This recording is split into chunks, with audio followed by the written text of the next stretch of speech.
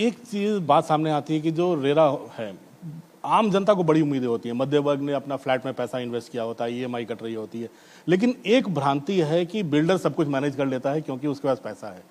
एक तो पहला है कि कैसे इस भ्रांति को दूर कर रहे हैं और कैसे उनका इंटरेस्ट प्रोटेक्ट करना हो रहा है। देखिए, ये बात सही है, रेरा जो है एक बहुत ही नया एक्ट है और इसको बहुत बार ऐसा लगता है लोगों को कि रेरा आने से मतलब हर एक समस्या का समाधान हो जाएगा। वो ऐसा नहीं है। रेरा के अपने लीगल लिमिटेशंस हैं और उन लीगल लिमिटेशंस के तहत आप बेस्ट क्या दे सकते हैं होम बायर को, वो आपको सोचना है। तो बिहार में हम लोग इंडिया में पहली बार एक ऐसी व्यवस्था लाए हैं जिसमें हम लोग उसको ग्रेडिंग कर रहे हैं। जितने हमारे प्रोजेक्ट्स हैं, बिहार का कोई भी प्रोजेक्ट है, आप मेरे वेबसाइट पे जाइए, हम आपको बता देंगे इसका रैंक क्या है। जितने प्रोमोटर हैं उसको हम लोगों ने रैंक किया है। यद्यपि कि इनिशियल एक रेजिस्टेंस था कि कोई स्टेटस को ब्रेक होता है तो वो लगता है कि नहीं ये क्यों हो रहा है, इसमें खामखा हम लोग के बारे में सभी लोग जानेंगे। लेकिन हम लोग का मानना है कि होम बायर जो है, जो घर खरीदता है, जो मध्यम वर्ग का परिवार है, उसको अगर शुरू में हम ये बता दें कि तुम इस प्रोजेक्ट में आप पैसा लगाने वाले हैं, ये प्रोजेक्ट का कहाँ स्टैंड कर रहा है, तो हर एक रियल स्टेट का हम लोग BRQ बोलते हैं, बिहार रियल स्टेट क्वोशंट, आप उससे एकदम अनुमान लगा सकते हैं कि इस प्रोजेक्ट में पैसा लगाना चाहिए, नहीं लगाना चाहिए। सिमिलरली जो हम प्रोमोटर्स के हैं, तो प्रोमोटर्स का भी हम क्वेश्चन बनाते हैं। तो एक पारदर्शिता जो पूरे देश भर में हम लोग को अप्रिशिएट कर रहा है। इनफैक्ट अब बैंकर्स भी बोलते हैं कि आपके हम इंडेक्स का फ़ायदा उठाएंगे ताकि आपको पता चले कि आप जा कहाँ रहे। तो ये एक पहल है हम लोगों का।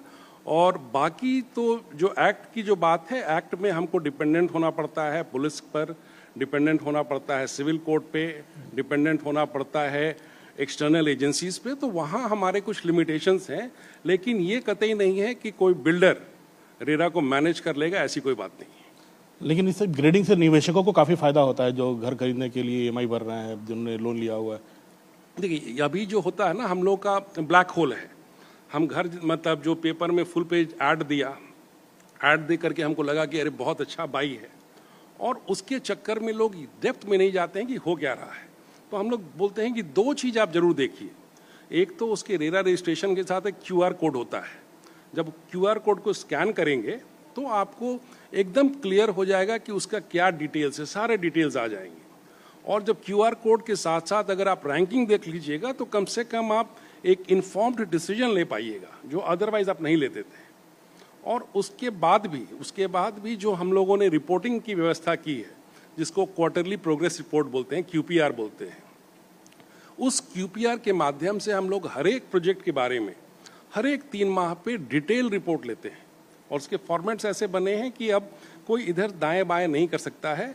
अब यह है कि होम बायर्स भी अलर्ट रहे। होम बायर्स भी बहुत लालच में आ जाते हैं कि भाई वो अनरजिस्टर्ड है तो हमको सस्ता दे देगा, तो चलो उससे कर लेते हैं।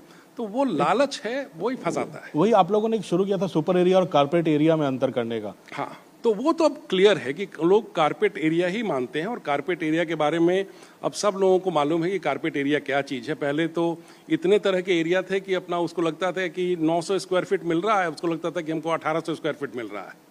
तो अब उसको मालूम है कि 900 का 900 मिलेगा, और वो जब चाहे तो QR कोड पर अपने प्रगति भी देख सकता है, फोटोग्राफ्स देख सकता है।